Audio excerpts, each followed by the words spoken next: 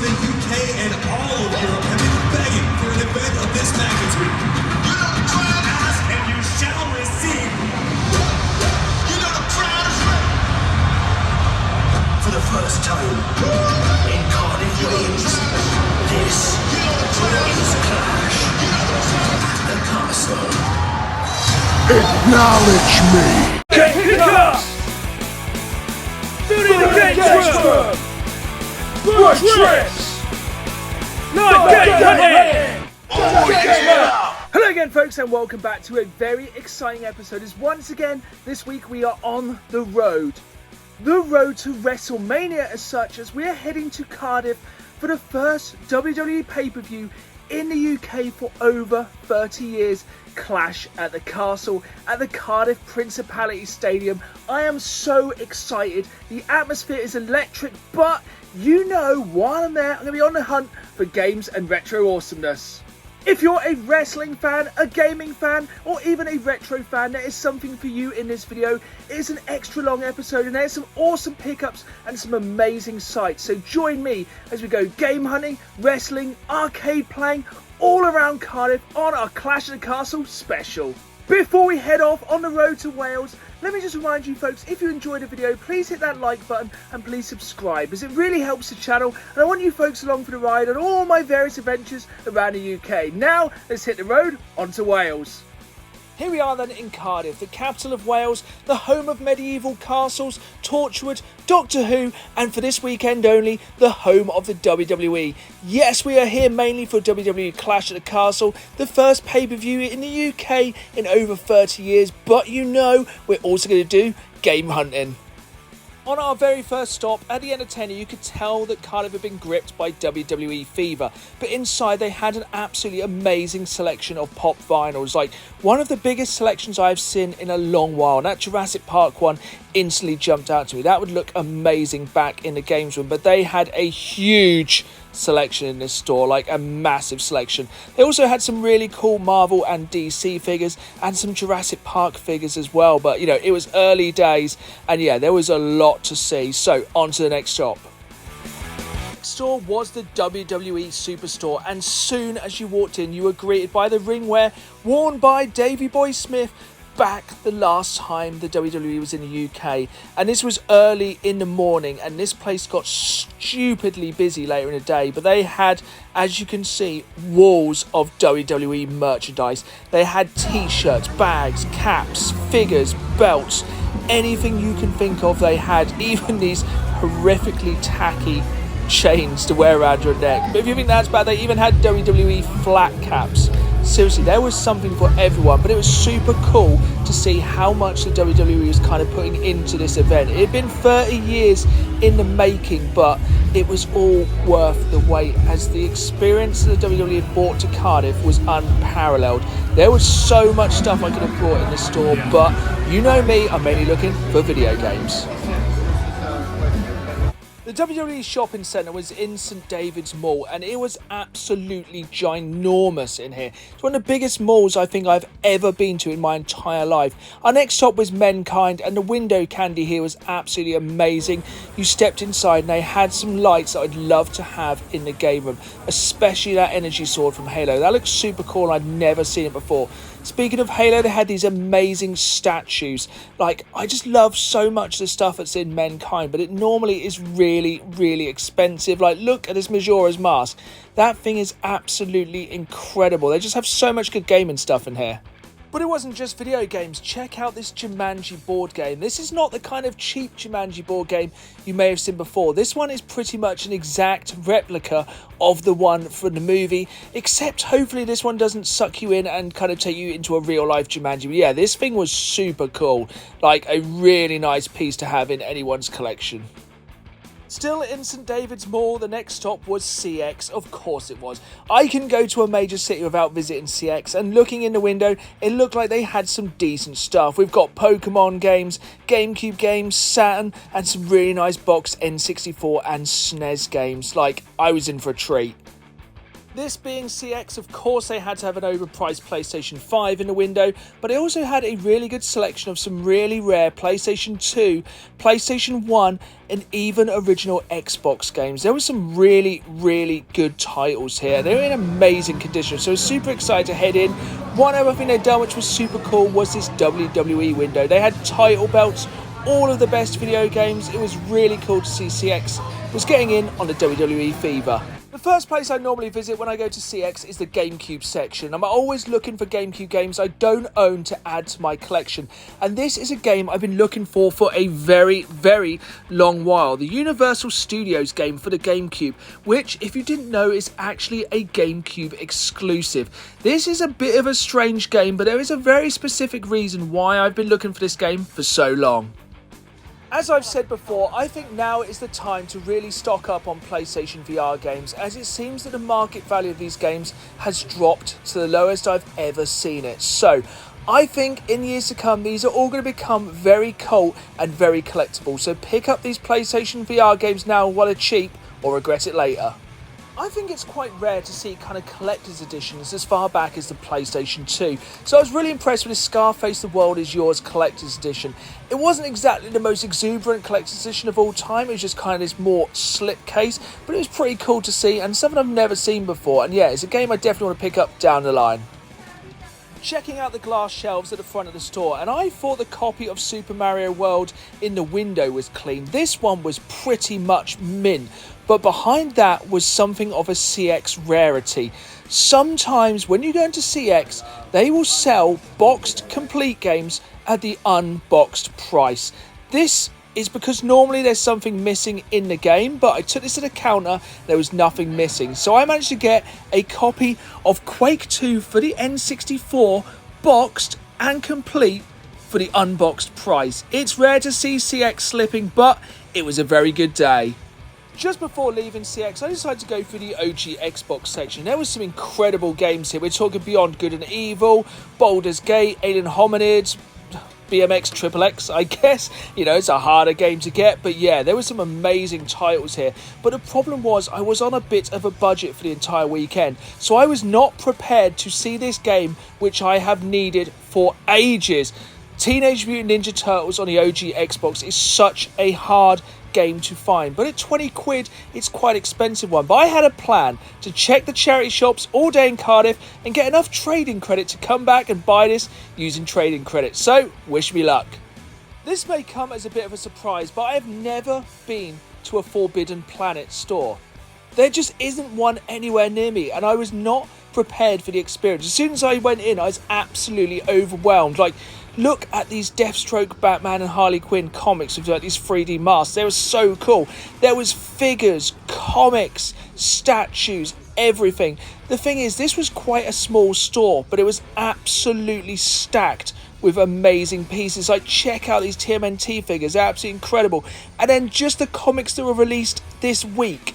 This was a wall of comics that have just been released. There was so much stuff on here. If anything, I think there was probably too much stuff in here. I was totally overwhelmed.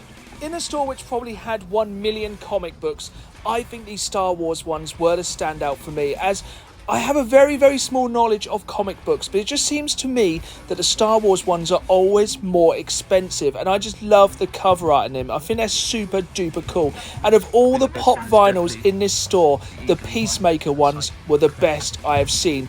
Kind of keeping in the wrestling theme, you know, John Cena starring in Peacemaker. These were absolutely incredible, especially this Eagly with the old Stars and Stripes. There was also some amazing video game figures in this store, especially these Mortal Kombat ones. These are super cool. Like, they are quite expensive figures, but the level of detail on these is absolutely incredible. Yes, there was some Apex Legends stuff and some Minecraft, but yeah, there was also some really cool Witcher 3 Wild Hunt figures, and I've been really tempted to collect these. They do them in a variety of sizes, so I kind of want to decide on one series of Witcher figures to collect and kind of stick with them. So I'm kind of between action figures and the statues. Y'all know I'm always a sucker for a good art book, and these Zelda art books were absolutely next level. These things were hefty. You could probably beat a man to death with these books. They are absolutely huge. They did have a very high price tag, but big Zelda collectibles like this are going to be worth a lot of money in the long run. These were very, very tempting to pick up, but very, very heavy. After being blown away by Forbidden Planet, I was back on the hunt trying to find some games to trade in to put towards that copy of Teenage Mutant Ninja Turtles. And what is it with pawn shops always having these weird third-party but brand new PlayStation controllers? There was a good amount of games in this store, but nothing really worth trading in. But in the next charity shop, I did find the first interesting find of the day. So I was flicking through these DVDs, making sure I wasn't missing any games, and decided I saw this Rogue Trooper video game comic. And basically, this is based on the remake of this game. You know, they originally brought it out on the PlayStation 2 and the Xbox. They re-released it recently on the Xbox One and PlayStation 4, and this comic went with that launch. Flicking through the t-shirts, I managed to find this Call of Duty 4 Modern Warfare official t-shirt. As we all know, this is the best Call of Duty game of all time, so yeah, definitely had to pick this up, the iconic print. You know I love the weird and the wonderful, and this next charity shop, it said charity shop on the outside, is definitely one of the weirdest. So this was not just a charity shop, this was also a cafe, tea room, restaurant thing. You had to like walk through where everyone would normally be having their dinner or afternoon tea to get through into the charity shop. No luck in that weird charity shop, but the next stop was the British Heart Foundation. Normally you can find some good stuff. They did have some games, they were all 50p each. I was quite tempted to pick up NBA Jam, it being an iconic franchise, but I already did have this one in the collection. It doesn't really trade in very well as CX. Ladies and gentlemen, boys and girls, this is how you sell a retro TV or games console. You set them up in your store and have them playing. Somebody had set up an Xbox 360 hooked up to this old school CRT, but around the corner, somebody had hooked up this PlayStation 1 to the most beautiful Sony Trinitron TV I've ever seen. Like, look at the picture quality of this Trinitron. If this wasn't halfway across the entire country, I'd have taken this home. The worst part, the console wasn't for sale. Absolutely heartbroken, but the picture quality of this TV was absolutely amazing. Trust me, if you want a CRT TV, you want a Trinitron. In the next charity shop, we had our first wrestling-based find of the day. In a charity shop, this Gamers Edition. You may be thinking why this is wrestling related. Well, flip it over and you will see it does in fact contain our tribal chief. Acknowledge me. One tip when you're out game hunting, always ask in stores if they have more games in the back. I asked in this store and I managed to find the only game I actually managed to find to take into CX to trade in towards our Teenage Mutant Ninja Turtles game, God of War, for 75p. But this does trade in for £4, so at least that makes TMNT 16 quid. The next stop was Galactic Attic. This was like a retro toy shop in the heart of Cardiff in one of the arcades, and they had some amazing stuff. I have never seen this He-Man WWE crossover before, and I absolutely love it. In store was so much stuff. One of the highlights was these TMNT figures and this amazing Lara Croft Tomb Raider figure. Next up, it was time for the meet and greets, and the first thing we managed to meet was the Wrecking Rig. Yes, this is a full-size version of a WWE toy, which my brother was super excited to meet. But the real highlight was getting to meet an actual WWE superstar. Sadly, I didn't get to play any WWE 2K22 with the Irish fella Sheamus, but I think we make a pretty good tag team. So let me know down in the comments below what you think our tag team name should be. After meeting the Irish fella, it was time to head out and look around Cardiff a little bit more. It was good to see that The Rock was serving food and WWE Fever had totally and utterly gripped Cardiff. It was so cool and so atmospheric. There was still time to head down to Cardiff Bay to see some of the sites where they'd filmed Torchwood and Doctor Who. And I have to say, Cardiff was an absolutely amazing city by day, and it got even better by night, as there's only one place for a gamer to go in Cardiff in the evening, and that's NQ64, the gaming arcade and bar. I had never been to NQ64 and I was not prepared for the inside of this place. It was like a neon splattered cyberpunk bar which had arcade games and served drinks. It was like a nightclub with video games. It was absolutely incredible. And one of the best things was it wasn't just normal drinks. You could buy video game based cocktails. Like, look at some of these drinks. They're absolutely incredible. And place was so loud and vibrant. It was such a cool environment. We had to try one of these drinks. We decided to settle on a Dr. Rodbevnik. Like, look at some of these drinks. They're absolutely amazing. Like, I was blown away by the drinks.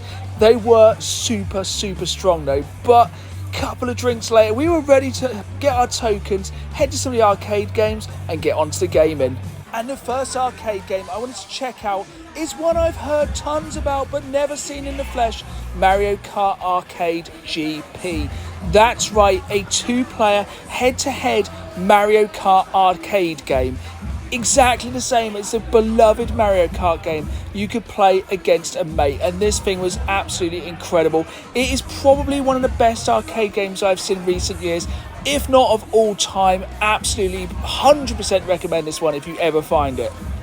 Being on a wrestling trip, it was super exciting to find this arcade classic WWF WrestleFest. It has such an amazing roster of wrestlers and it is one of the best wrestling arcade machines ever made. This thing may be nearly 30 years old, but it's absolutely incredible. The gameplay is still amazing, and I don't want to blow my own horn, but I was pretty good at this game. You know, I may have just been bashing buttons, but I was absolutely smashing the competition. But I wasn't the only one getting my wrestling fix. Set up around the side of NQ64, we had No Mercy, we had SmackDown, we even had Street Fighter and Tekken. Everyone was there for a good fight tonight. When it comes to arcade machines, you know I'm a massive fan of light gun games, so I had to try out this Rambo Sega arcade machine. This had a hefty light gun. Look at the size of the machine gun you get to use in this game. This one was all about mowing people down. It's a newer arcade game, but it's definitely a future classic. Absolutely amazing machine. From modern light gun games to an absolute classic, Terminator 2 Judgment Day. This was one of the first light gun games I ever played back in the arcade, and it is an absolute banger. It may have been ported onto the Sega Mega Drive, but the arcade machine is where it's at. This is absolutely fantastic.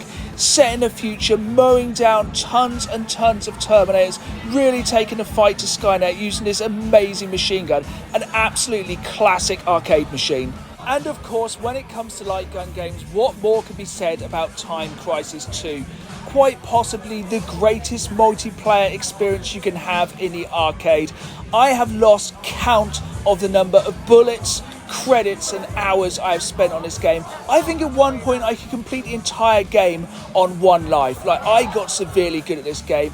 I might not have been up to that kind of quality tonight, but I just love this game. As the night got longer and the drinks got stronger, the games got more extreme as we moved on to international track and field. And I'm kind of amazed any of these arcade machines have lasted this long with the absolute beating they must take. Like, I was literally thrashing these buttons trying to win. But this is a game that definitely gets harder the more you have drunk. Just the timing bits. Bashing the buttons is pretty easy, but the timing, not so much.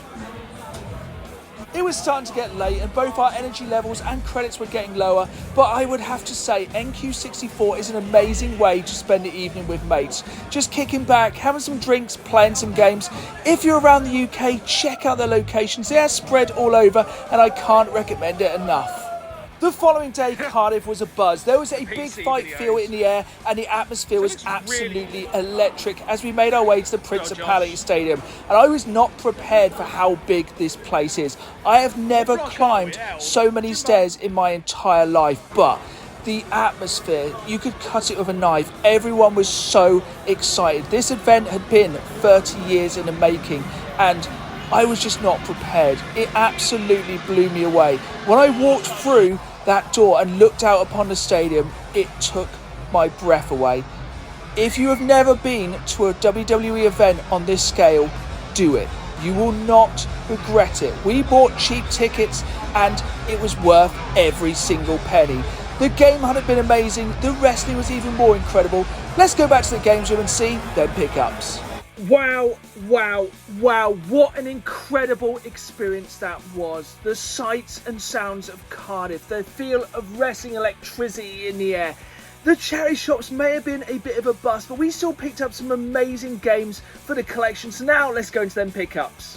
We may not have had much luck in the charity shops in Cardiff, but I did pick up this Guinness World Records Gamer Edition, and these are always a really good read. They have some amazing facts you probably didn't know about gaming in it, and the main reason to pick it up, of course, it does have our tribal chief. Acknowledge him on the back. Also in the charity shop, I did pick up this Rogue Troopers Redux comic. I didn't really know a lot about this, but I think it's one of those things that's probably be weird to pick up, and they are my favourite kinds of things to pick up, the weird and the wonderful. We may not have had much luck in the charity shops of Cardiff, but CX really came through. So I picked up this copy of Commando Strike Force for the PlayStation 2 for just 50p. This looks like kind of an early Call of Duty game, and for 50p for a retro game, can't really go wrong. I am really trying to boost my PlayStation VR collection at the moment, and that is because I think these games are going to become cult in a couple of years and get really, really expensive.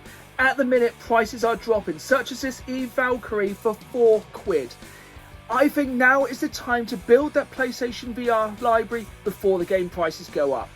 This is a GameCube game I've been looking for a long while. You may be thinking it just looks like kind of one of those standard shovelware games. It's a fiver, it can't be that special. The reason being, this game is based around rides at Universal Studios, and at the time this game was released, one of those rides was the Jurassic Park ride. That means this game has a Jurassic Park level. I'm a massive Jurassic Park and GameCube fan, so I needed this in my collection. I really tried to resist. I really did. You know, I thought I got to keep my budget. It's a long weekend, but the thing is, I would rather skip a meal or a couple of pints while watching wrestling to pick up Teenage Mutant Ninja Turtles on the Xbox. I may have only got £4 trade-in towards it, but this thing is absolutely beautiful and fully complete. And this is a game you do not see very often. And I think with the popularity of Shredder's Revenge and the Cowabunga collection, this game is going to get even more expensive, so I'm finally glad to have it in my collection. This right here is very nearly the best find of the weekend. This boxed and complete copy of Quake 2 was selling in CX at the loose price of just £6. And the thing is, this thing is complete. The complete in box listing for CX sets this at £25. I managed to get this for £19 cheaper. The only reason I can think this is because instead of having like a full paper insert in here, it has the weird kind of flap, which under the flap is where you have the instructions, so they are not missing. And of course we have the cartridge itself, which is in absolutely fantastic condition. All I can think is this is being sold in unboxed condition just due to the fact it didn't have the insert per se, but I think this one, the ones that had the insert built into the box. The box may be a little bit worse for wear, but get this into a cartridge protection, it'll be good as new as soon as you know it. This right here is no normal wrestling game. This is my favourite pickup of the weekend in Cardiff, one of my favourite items in my collection. You may be wondering, Dan, why is SmackDown vs Raw 2011 on the PlayStation 3 so important to you all of a sudden? Well, the thing is, you saw I met the Irish fella, Sheamus, and there he is on the cover, and here on the inside is his signature. We may have got lost in translation ever so slightly. I asked him to sign the inside, by which I meant the cover, and he signed inside the cart box. So, this may now be the most expensive Blu-ray case I own, but now this is pride of place in my wrestling game collection. What an absolutely incredible weekend that was. And that's not it. There is another whole day of game hunting coming up live in the next few weeks. The hunt this weekend was so big I couldn't squeeze it into one episode. But trust me, if you take nothing away from this, go to one of these live WWE events. It absolutely blew my mind. I don't want to go too much into matches and spoilers, but trust me, it was electric. You've seen it live, but you haven't seen it live properly until you see it in person. As always, thanks for watching. I hope you've enjoyed this road trip. Hit that like button, subscribe, and as always, keep playing the game. See y'all soon, bros.